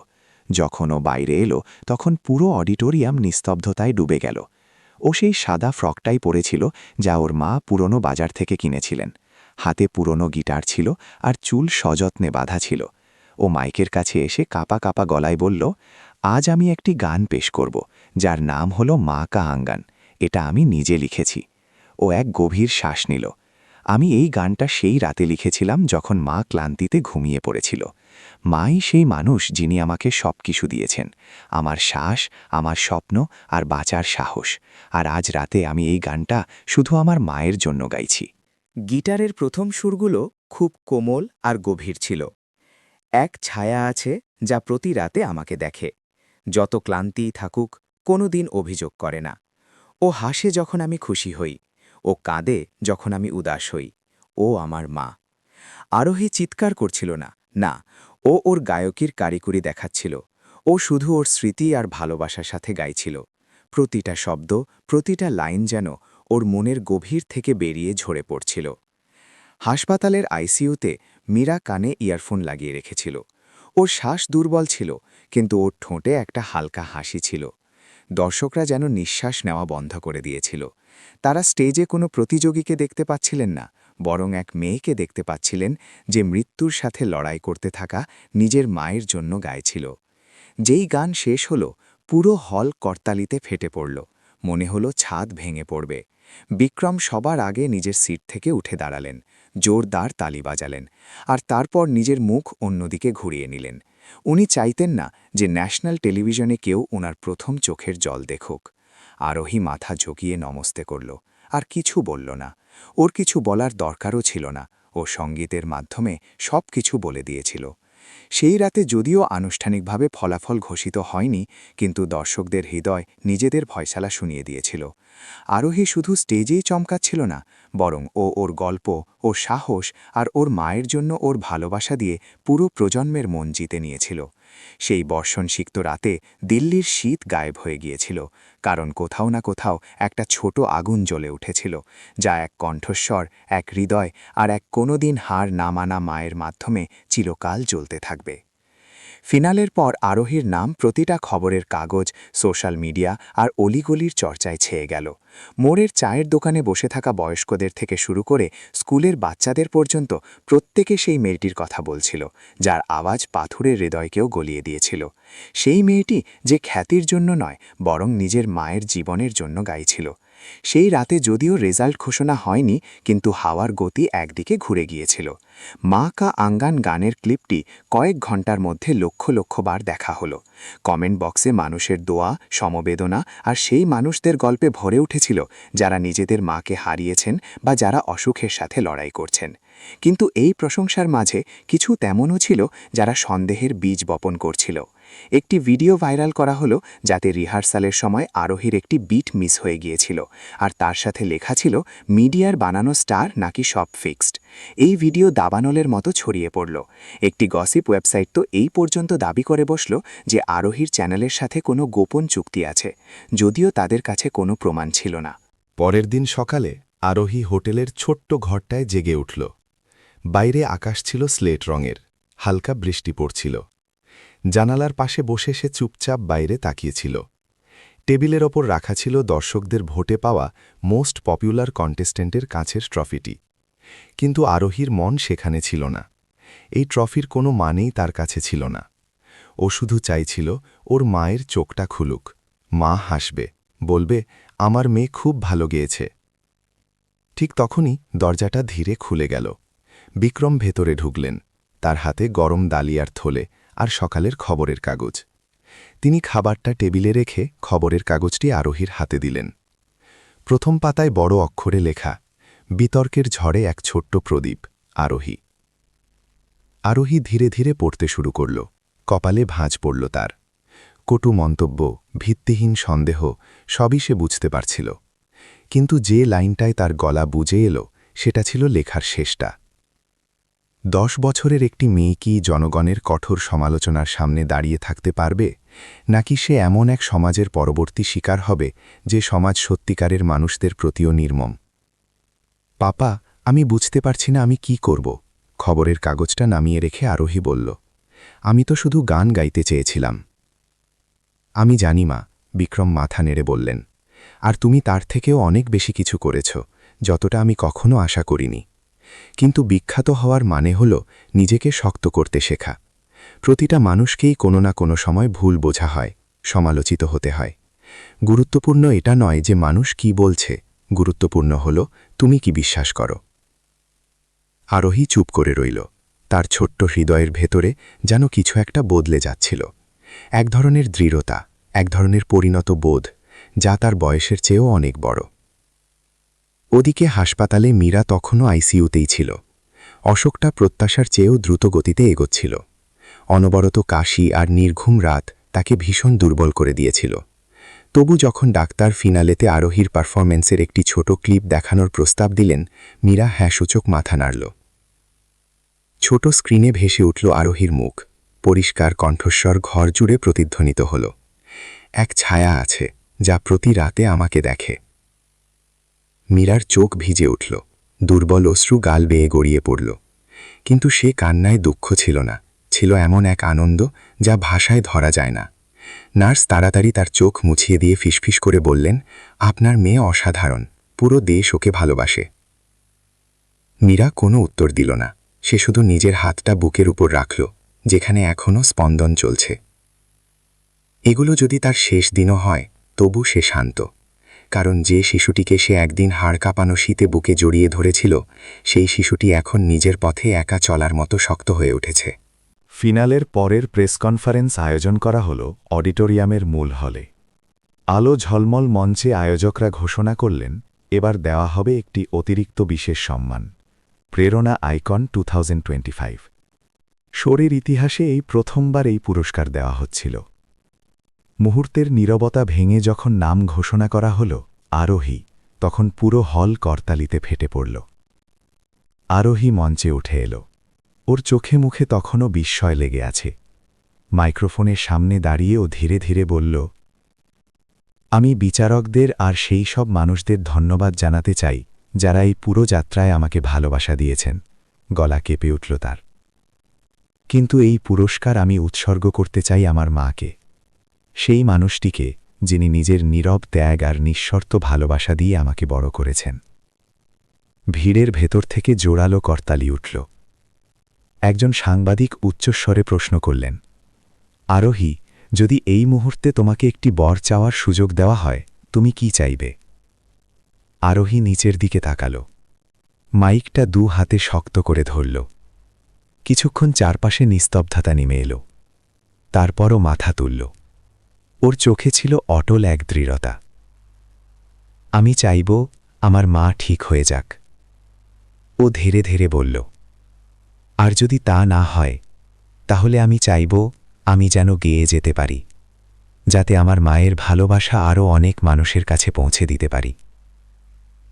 সেই সন্ধ্যায় বিক্রম আরোহীকে নিয়ে হাসপাতালে গেলেন। বিশেষ অনুমতি নিয়ে তিনি মেয়েকে মায়ের সঙ্গে দেখা করার সুযোগ করে দিয়েছিলেন। ঘরে ঢুকতেই আরোহী দেখল মীরা বিছানায় শুয়ে আছে। নাকে অক্সিজেনের পাইপ, শরীর দুর্বল, কিন্তু চোখ খোলা। ঠোঁটে লেগে আছে এক ফিকে হাসি। আরোহী আর নিজেকে ধরে রাখতে পারল না। মা, আমি এসে গেছি। মীরা কথা বলতে পারছিল না, কিন্তু ওর চোখে মেয়ের জন্য যে গর্ব আর ভালোবাসা ঝলমল করছিল, তা কোনো ভাষার প্রয়োজন রাখেনি। কিছু বলো না মা। আরোহী বিছানার পাশে হাঁটু গেড়ে বসে মায়ের পাতলা হাতটা নিজের মধ্যে শক্ত করে ধরল। গলা বুঝে এলো তার। তুমি সাহস হারাবে না। আমি অনেক গান লিখেছি। আমি চাই তুমি সবগুলো শোনো। পেছনে দাঁড়িয়ে থাকা বিক্রম মুখ ঘুরিয়ে নিলেন। নিঃশব্দে চোখের জল মুছলেন। তিনি কোনোদিন কল্পনাও করেননি একদিন তিনি এই দৃশ্য দেখবেন। যে ছোট পরিবারটিকে তিনি একসময় নিজের অতীতে হারিয়ে ফেলেছিলেন, আজ সেটাই আবার সম্পূর্ণ হয়ে তার সামনে দাঁড়িয়ে আছে। এক সপ্তাহ পর মীরার চিকিৎসার জন্য একটি অনলাইন ক্রাউডফান্ডিং অভিযান শুরু করা হল। শোর নির্মাতা বা বড় শিল্পীদের আবেদন ছাড়াই সাধারণ দর্শকরা যাদের আরোহীর কণ্ঠস্বর ছুঁয়ে গিয়েছিল, নিজেরাই এগিয়ে এসে সাহায্য করতে শুরু করলেন। মাত্র ৩ দিনের মধ্যে প্রত্যাশার চেয়ে অনেক বেশি টাকা জমা হয়ে গেল। অনেক মানুষ দানের সাথে বার্তাও লিখেছিলেন। আমরা শুধু একটি সার্জারির জন্য নয়, একটি স্বপ্নের জন্য দান করছি। সেই দুপুরে মীরাকে অপারেশন থিয়েটারে নিয়ে যাওয়া হলো। আরোহী করিডোরে বসেছিল, হাতে সেই কঙ্কনটা ধরে যা মা ওকে বছরখানেক আগে দিয়েছিলেন। ও কাঁদছিল না, ও মনে মনে মা কা আঙ্গান গানটা আওড়াচ্ছিল। সার্জারি প্রায় 6 ঘন্টা চলল। যখন অপারেশন থিয়েটারের লাইট বন্ধ হলো আর ডাক্তার বাইরে এলেন, ওনার মুখ পরিশ্রান্ত কিন্তু হাসি খুশি ছিল। আরোহী ওনার দিকে দৌড়ে গেল, ডাক্তার আঙ্কেল, মা কেমন আছে? সার্জারি সফল হয়েছে, ডাক্তার বললেন। আমরা মূল সমস্যাটা ঠিক করে দিয়েছি, কিন্তু পুরোপুরি ঠিক হতে সময় লাগবে আর এখনও লম্বা চিকিৎসা চলবে, কিন্তু আপাতত তোমার মা বিপন্নমুক্ত। আরোহী সেখানেই চেয়ারের ওপর বসে পড়ল। ওর চোখ দিয়ে জল বইতে লাগল। ও একসাথে হাসছিল আবার কাঁদছিল। করিডোরে সাদা আলো ঝাপসা হয়ে গেল, কিন্তু ওর মনে আশার এক কিরণ আবার জ্বলে উঠল, ছোট অথচ মজবুত, ঠিক ওর কণ্ঠস্বরের মতো। সেই মাসের শেষে দিল্লির কনট প্লেসের সেন্ট্রাল পার্কে একটি ওপেন এয়ার স্টেজ লাগানো হলো। হাজার হাজার মানুষ স্বপ্নে সবসময় বেঁচে থাকে, অর্থাৎ ড্রিমস লিভ ফর এভার নামক একটি বিশেষ সঙ্গীত অনুষ্ঠানে সামিল হতে এলেন। আরোহী মূল শিল্পী ছিল, ওর সাথে আরও কিছু বিখ্যাত গায়কও ছিলেন, কিন্তু সেই রাতে সমস্ত লাইমলাইট ওর ওপরই ছিল। 10 বছরের মেয়ে নিজের পুরনো গিটার আর উজ্জ্বল চোখ নিয়ে স্টেজে এলো। সেই রাতে ও ওর সবথেকে নতুন গান গাইল, 1 লাখ দিল 1 মিলিয়ন হার্টস। গানে ও ওর মায়ের শুকরিয়া জানালো, নিজের বাবার এবং সেই সব মানুষদেরও শুকরিয়া জানালো, সেই সব মানুষদেরও যারা ওর উপর সন্দেহ করেছিল, কারণ তারা ওকে মজবুত বানিয়েছিল। ও সেই সব অচেনা হাতদেরও ধন্যবাদ জানালো, যারা ওর মাকে বেঁচে থাকার দ্বিতীয় সুযোগ দিয়েছিল। সেই রাতে ভিড়ের মাঝে মীরা, যে এখনও দুর্বল ছিল এবং হুইলচেয়ারে ছিল, প্রথম সারিতে বসে নিজের মেয়েকে এক ছোট্ট তারার মতো উজ্জ্বল হতে দেখছিল, যে আসল জীবনে নিজের রূপকথা নিজেই লিখছিল। আরোহীর কাহিনী এখন আর শুধু এক রাস্তায় গান গাওয়া বাচ্চার ছিল না, এটা বিশ্বাস আর ভালোবাসার প্রতীক হয়ে গিয়েছিল। এটা সেই সব মানুষের গল্প ছিল যারা স্বপ্ন দেখার, কষ্ট সহের, সত্যি বলার আর যার উপর বিশ্বাস করে তা গাওয়ার সাহস রাখে। আর এই কাহিনী এখন লক্ষ লক্ষ অন্য কণ্ঠস্বরের মাধ্যমে বলা হচ্ছে, সেই সব হৃদয় যারা আরোহী নামের এক বাচ্চার কারণে বেশি ভালোবাসতে, বেশি ক্ষমা করতে আর বেশি আশা করতে শিখছে। দিল্লির এক শীতের সকাল, চারিদিকে কুয়াশা ছাওয়া ছিল। সূর্যের কিরণ কুয়াশা চিরে পুরনো ছাদ আর রাস্তার ধারের দোকানগুলোর ওপর পড়ছিল। শহরটা সব সময়ের চেয়ে একটু ধীর আর শান্ত মনে হচ্ছিল। আরোহী হাসপাতালের ঘরে জানালার পাশে বসেছিল, হাতে পেন্সিল আর সামনে সঙ্গীতের পুরনো নোটবুক। পাতায় পাতায় এক নতুন গানের সুর ভরে উঠছিল, এক কোমল ব্যালে যার নাম ছিল রশনির পেছনের মুখ, রশনিকে পিছে কা চেহারা। এটা প্রথমবার ছিল যখন ও নিজের বাবার ব্যাপারে লিখছিল, অভিযোগের সাথে নয়, বরং বুঝদারি আর ক্ষমার সাথে। মায়ের সফল সার্জারির পর থেকে সব কিছু বদলে গেল। মীরা এখনও দুর্বল ছিল, কিন্তু এখন ও নিজে উঠে বসতে পারত, ধীরে ধীরে হাঁটতে পারত আর নিজের মেয়ের সাথে কথা বলতে পারত। হাসপাতালে কাটানো সেই দিনগুলোতে মীরা আর বিক্রমের মধ্যে দীর্ঘ কথোপকথন হল। এখন তাদের মধ্যে কোনো তর্ক ছিল না, কোনো পুরনো রাগ ছিল না। তারা স্রেফ এমন দুজন মানুষ ছিলেন যারা কোনো এক সময় একে অপরকে ভালোবাসতেন, আর এখন পেছন ফিরে দেখছিলেন যে তারা কি হারিয়েছেন, কি ভুল করেছেন আর কি শুধরানো যেতে পারে। এক সন্ধ্যায় যখন আরোহী নিজের মায়ের দেখাশোনা করছিল, বিক্রম দরজায় কড়া নেড়ে ভেতরে এলো। ওনার হাতে একটি ছোট মিউজিক বক্স ছিল। উনি ওটা খুললেন, ভেতরে একটি খেলনা মাইক্রোফোন ছিল, সেইটাই যা বছরের পর বছর আগে মীরা সেই পুরনো ভাড়ার ঘরে ফেলে গিয়েছিল। এত বছর পর এটাই একমাত্র জিনিস ছিল যা সেই সময়ের চিহ্ন হিসেবে বেঁচেছিল। আমি এটা চ্যানেলের পুরনো প্রপসের গুদামে পেলাম, বিক্রম ধীর গলায় বললেন। পরিষ্কার করার সময় আমার মনে হয়নি যে এটা এখন পর্যন্ত বেঁচে থাকবে। মীরা হেসে ফেলল, ওর হাসি বাতাসের ঝাপটার মতো হালকা ছিল। আমার মনে হয়েছিল এটা কবেই আবর্জনায় ফেলে দেওয়া হয়েছে। আরোহী সেই ছোট্ট মাইক্রোফোনটার দিকে তাকিয়ে থাকল। ওর মনে এক অদ্ভুত অনুভূতি জেগে উঠল। ওর মনে হলো যেন অদৃশ্য সুতোগুলো ধীরে ধীরে কিন্তু মজবুতভাবে আবার জুড়ে যাচ্ছে। মিডিয়ার সেই ঝড়ের পর আরোহী নিজের সাধারণ জীবনে ফিরে এলো, বা অন্তত যতটা সাধারণ হওয়া সম্ভব ছিল।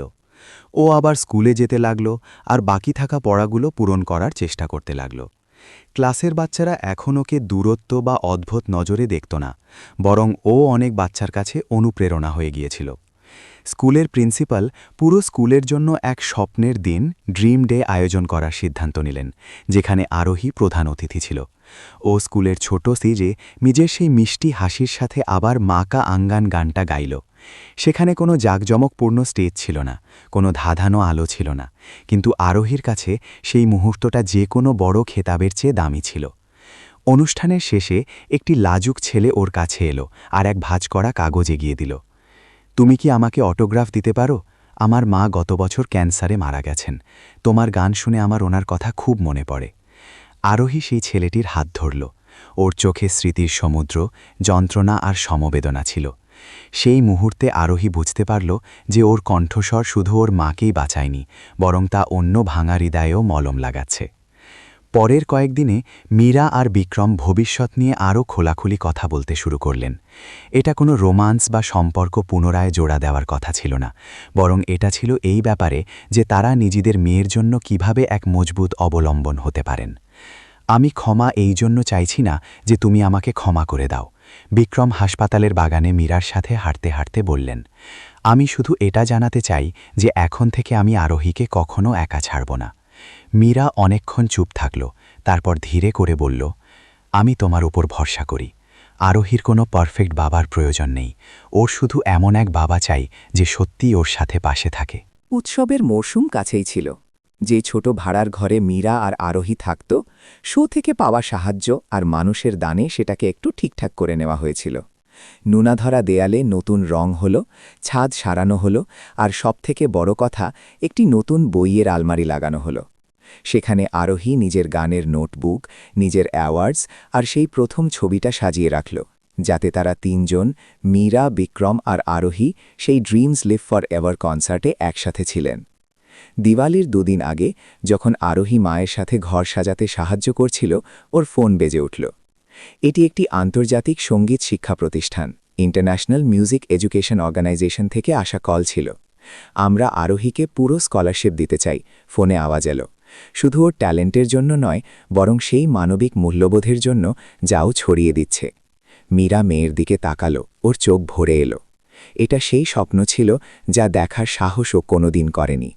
এমন এক ভবিষ্যৎ যেখানে ওর মেয়ে শুধু বাঁচবে না, বরং আকাশ ছোবে।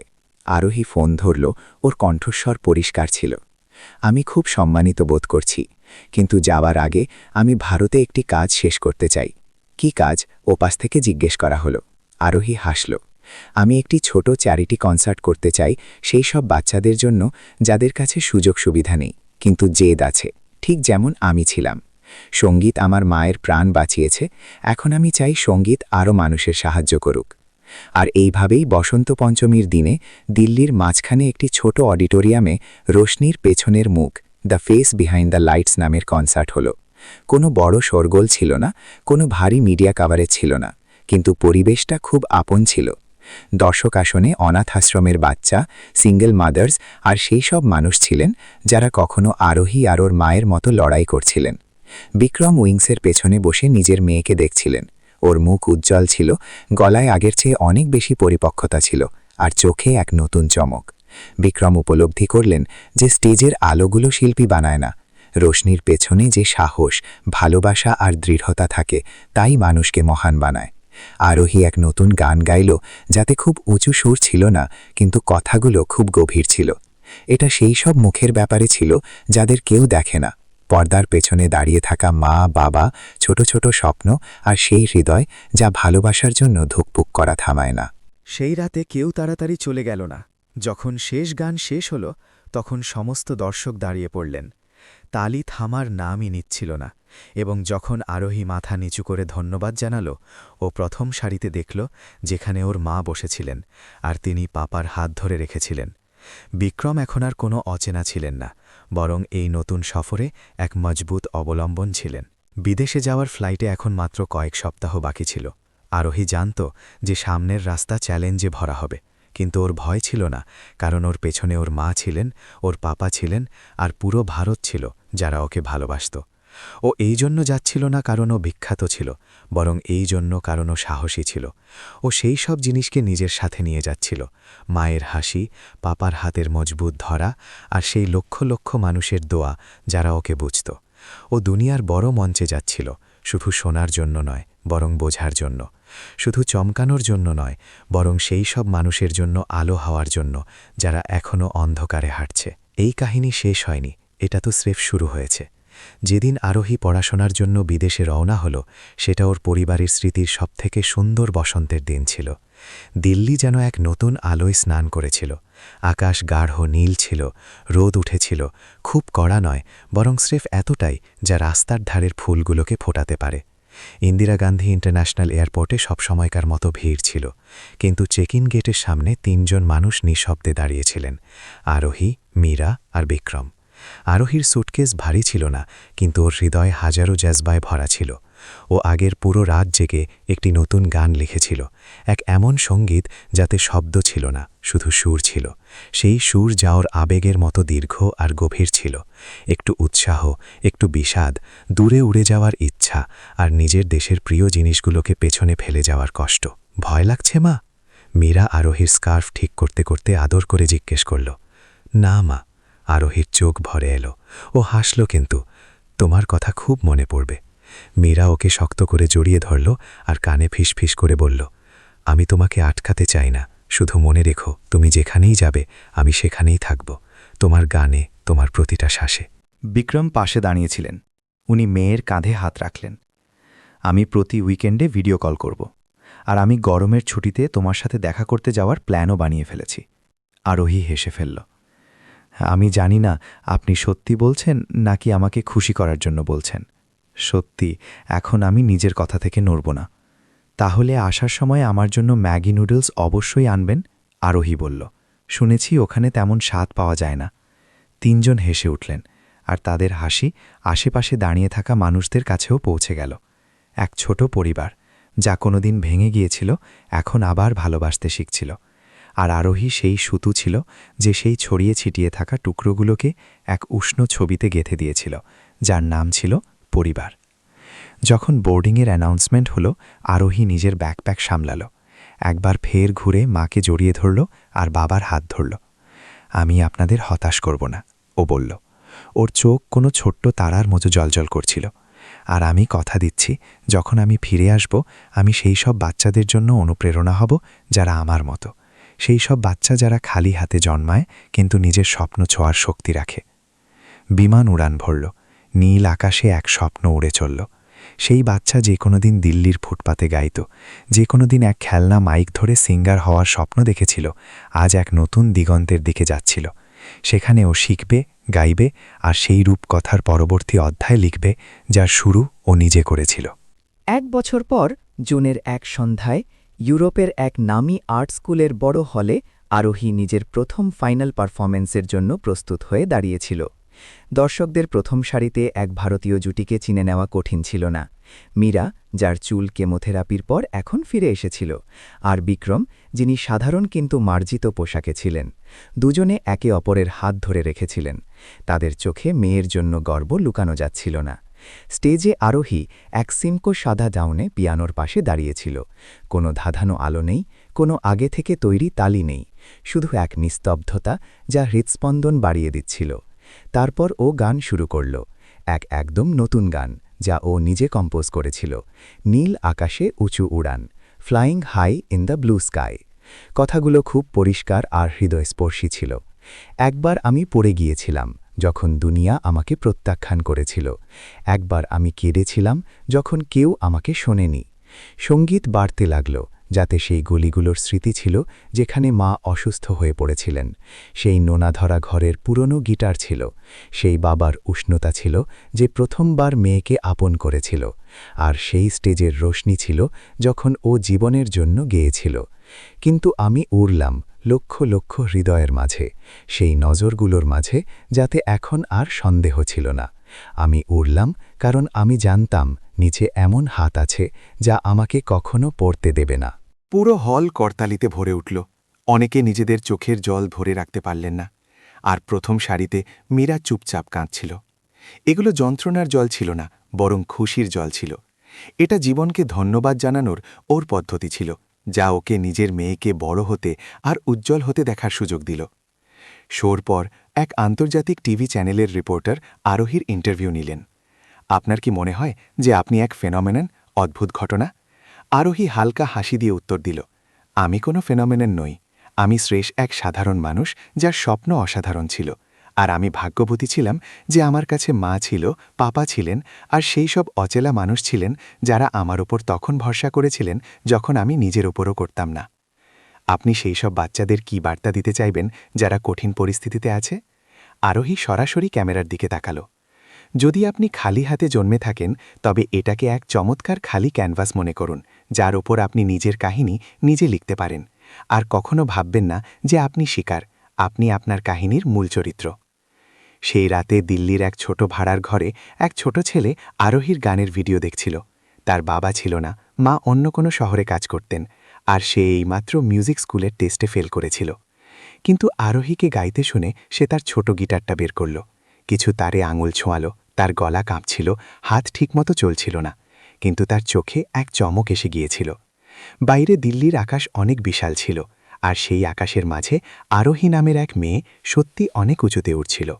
শুধু নিজের গলার স্বরে নয়, বরং নিজের বিশ্বাস আর দয়ালুতা দিয়ে। ও শুধু নিজের জন্য গাইছিল না, ও সেই লক্ষ লক্ষ হৃদয়ের আওয়াজ হয়ে গিয়েছিল, যারা চুপচাপ সহ্য করে, তাদের এটা জানানোর জন্য যে তুমি একা নও। আর যদি তোমার মধ্যে সাহস থাকে, তবে তোমার স্বপ্ন একদিন নিশ্চয়ই সত্যি হবে। আরোহীর কাহিনী কোনো সুখের সমাপ্তিতে, হ্যাপি এন্ডিংয়ে শেষ হয় না। এটা তো এক নতুন দিগন্তের সূচনা, যেখানে এই সফর এখন আর শুধু এক স্বপ্ন নয়, বরং এক মিশনে পরিণত হয়েছে। আর কে জানে, হয়তো কিছু বছর পর যখন ও ভারতে ফিরবে, কোনো ট্যালেন্ট শোতে বিচারক হয়ে বসে থাকবে, ও কি চিনতে পারবে যে আজ যে ছেলেটি কাঁপা কাঁপা হাতে গিটার বাজাচ্ছে, সে আসলে ওরই অতীতের এক অন্য রূপ? দুনিয়ার সবসময় এমন কণ্ঠস্বরের প্রয়োজন থাকবে, যা পারফেক্ট না হলেও সত্যি হয়, যা সবথেকে জোরে না হলেও সবথেকে গভীর হয়। আর আরোহী সেই বাচ্চা যে কোনোদিন মাকে বাঁচানোর জন্য গিয়েছিল, এখন পুরো দুনিয়াকে সারিয়ে তোলার জন্য গাইছে। এই কাহিনীকে আপনার সময় দেওয়ার জন্য আপনাদের আন্তরিক ধন্যবাদ। আমাদের কমেন্টে অবশ্যই জানাবেন যে আপনি এই কাহিনী ভারতের কোন অংশ থেকে বা দুনিয়ার কোন জায়গা থেকে শুনছেন। আপনার প্রতিটা লাইক, শেয়ার আর পরামর্শ আমাদের আরও ভালো ভিডিও বানানোর সাহস দেয়। খুব শীঘ্রই দেখা হবে আরও এক নতুন কাহিনীর সাথে। ততক্ষণ পর্যন্ত নিজের খেয়াল রাখবেন।